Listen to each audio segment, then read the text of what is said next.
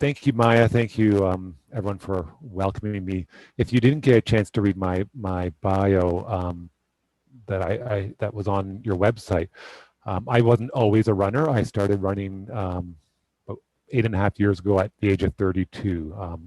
I've never really been athletic. I like the outdoors, and I decided I want to feel a little stronger physically and mentally and spiritually. So I took up running with a painful couch to 5K program, which the first weeks and months were really hard, but I kept with it, and I kept going until a couple years ago I ran a 50-kilometer run. I've run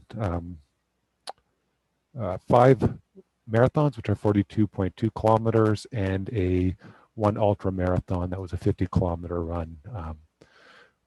Usually always on a really hot, painfully hot day. So that's not the greatest, but this is where you meet endurance.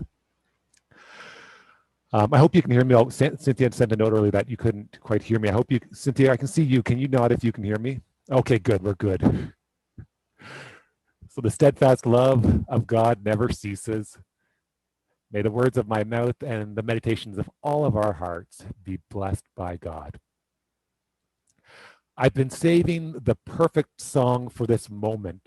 One of the people in the group exclaimed as he pulled out his phone, disconnected his headphones, and pressed play, filling the air with music.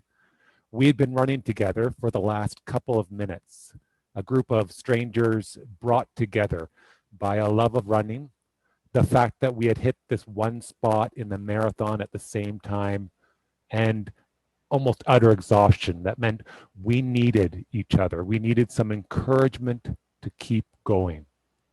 We'd all been running for about 4.5 hours on a very hot and humid day in June.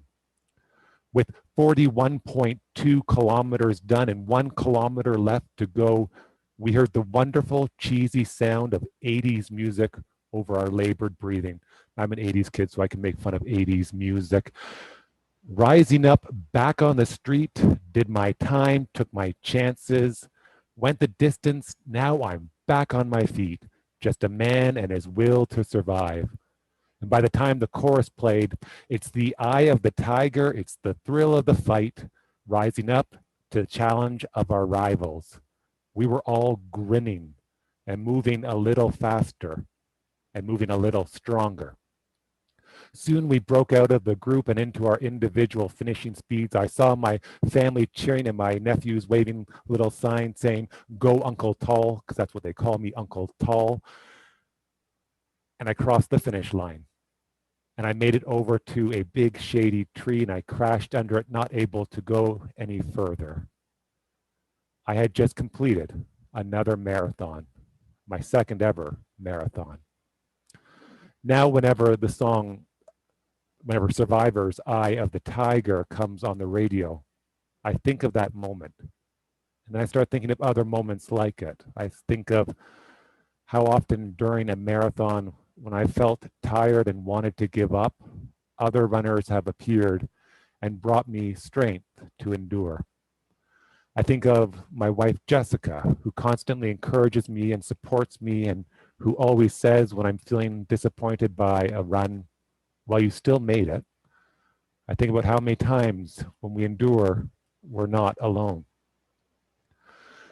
Endurance, according to Wikipedia, is the ability of an organism to exert itself and remain active for a long period of time. It makes sense, but I love what Wikipedia says next, as well as its ability to withstand, to resist, withstand, recover from, and have immunity to trauma, wounds, or fatigue. As Maya said, and several people said, my name is Micol. I'm a minister, a husband, an uncle, Uncle Tall to them, and I'm an endurance runner. I'm a slow runner, and I take a lot of walking breaks, but I love long distance running. I'm happiest when on the weekends I get to go out and spend several hours running 20 kilometers or more. That's the distance I love, just long enough that it pushes you You get to spend some good time outside. Running is a spiritual practice to me. It is a time I get to go outside and play outside in nature. I get to feel strong. I get to struggle. I get to pray. I get to build physical and mental stamina. It's the place where I practice endurance for all those other moments of our life that we need endurance. Endurance is that act of undertaking the difficult and the long journey of life, sometimes by choice, often because of what happens to us, around us. Out of my distress, I call to the Lord. I call to God. We hear in our psalm. Whenever I listen to the Psalms, I remind myself that these are communal songs. The Psalms don't just reflect the original author's experience, but reflect the lived experience of the communities who have sung or spoken them throughout the generations. These are the songs of people who have faced and who face hardship, war and violence, internal and external struggles, injustice, deep grief, doubt, disease, perseverance, comfort, hope, faith, and love. These are the songs of the people who have doubted God's goodness or existence, and the people who have encountered holy, life-giving, and life-sustaining moments. Whenever we join in these ancient and holy songs of endurance, we are reminded that we are not alone. We are joined with the community sharing the words alongside us. And we are joined with all those who have gone before us. We are held in the promise of God's sustaining and enduring love, encountered throughout the generations, encountered in community. In times of endurance, we are not alone. So I invite you to, we're going to go into a breakout rooms, and I invite you to think about your life and take an inventory of your life. Think of all the various moments of endurance that you have lived. When I was getting ready for today, I started thinking back about the times of endurance outside of running, and there's a lot. And when we think about the times of endurance, we realize it gives us strength to face future moments where we need to endure. I know I can do a 5-kilometer run because I've done many 5 kilometers run. I know I can endure because I've had to endure a lot in life. So make an inventory. It could be completing a form of education or training, waiting to be with a loved one. I've lived a 3-year long-distance relationship before getting married.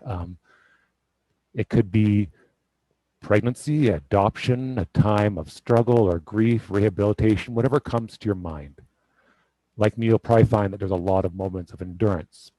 So think about times of endurance, and then think about who supported you during those times. I hope everyone had a fruitful conversation. I really do believe when you look back, we start to realize how many times we've endured, and we're living in a time of endurance right now, and we will face many throughout our life. And to know that we can and that we have people around us is such a godsend. So during a long run, they inevitably appear. And they usually appear around 2/3 of the way through the long run. At that point where I'm really tired, sore, and I still have a long way to go. They are my gremlins. My gremlins emerge and begin nipping at my heels, and they begin taunting. They're pretty mean things. They start with, "You're too tired to continue. Why are you doing this?" And when I ignore them, they continue, "You should just call it a day and call for a ride home. Do you really think you're strong enough to keep going? Then you're not a good enough runner. You should probably quit running altogether." And finally, the gremlins get really cruel. "You're not good enough. You're not a good enough person." Inspired by researcher, writer, and public speaker, Dr. Brene Brown, I've started calling these internal thoughts that taunt me my shame gremlins. I even found my little gremlin toy from when I was a kid, and it lives on my desk now at work. I brought it home for tonight. Like those monsters from my favorite childhood movie, the gremlins are mischievous and they try to cause a lot of mayhem and destruction. And like those movie monsters, those shame gremlins are conquered by bringing them out into the light. Now I'm learning, I don't get it right all the time, but I'm learning to embrace these moments of running, of endurance running, when my gremlins appear as sacred time. Running with my gremlins causes me to face my fears and my insecurities, helps me to wrestle with the difficult things of my life, with the difficult things of our world. And in turn, it reminds me of the person that I want to be and the person I feel God is calling me to be, the life I'm called to live. Not a life defined by the gremlins, but rather life defined by endurance and the promise that I and all of us are children and beloved of God. Running for me is a safe place. I'm not one of those runners who pushes myself beyond my limits. Running for me is a safe place where I can face my gremlins, because running helps me to feel physically, mentally, emotionally, and spiritually strong. By continually continually countering my gremlins when I'm running, I learn that I can face them with strength and a lot of humor. So here's what I do. When those difficult thoughts appear, I've started to try anyways to let them come. I picture them as gremlins. Oh, turn around the right way. I picture them as literally gremlins running beside me. I let them run with me for a while, and then when they have overstayed their welcome, I imagine myself running up behind them and like a soccer star giving them a swift kick in the behind until they fly out of sight. And when they reappear, as they will do, I do it all over again. Sometimes I'm better at others times of doing this, and sometimes they do nip away a bit. Sometimes I forget this practice. Like all spiritual practice, you keep working on it. Running gives me a safe place to encounter my gremlins and to practice mental and emotional endurance. When we join in the words of the words of the Psalms that are painful and hopeful at the same time in the same Psalm, we are given a holy opportunity to practice endurance in a safe place. Surrounded by our community, we share in words of despair, struggle, longing, and trauma. We practice what it means to give these experiences words, vulnerable and daring words, words that can be spoken without fear or shame. We practice saying these words together. We practice endurance by singing or praying these words together as they shift from pain into God's promise of love, healing, and strength. In the safe place where we are held in the love of community, we practice endurance by singing and speaking the Psalms together. It is a communal reminder that God has created us and God has equipped us to be a people of endurance, to be a community of endurance. So once again, we're going to break out into our groups, and we have a couple more questions. So I invite you to think about, where are your safe places in your life to practice endurance and even to face the gremlins in your own life. It could be anything. It could be a hobby, a sport, therapy, acting, music. I also believe that reading and watching stories told in books, movies, and TV shows allow us to explore our own inner depth safely. Where is your safe place to practice endurance and to face the gremlins? And secondly, I invite you to think about what or who helps you to build endurance, to face those gremlins and endure. So where's your safe place, and who or what helps you?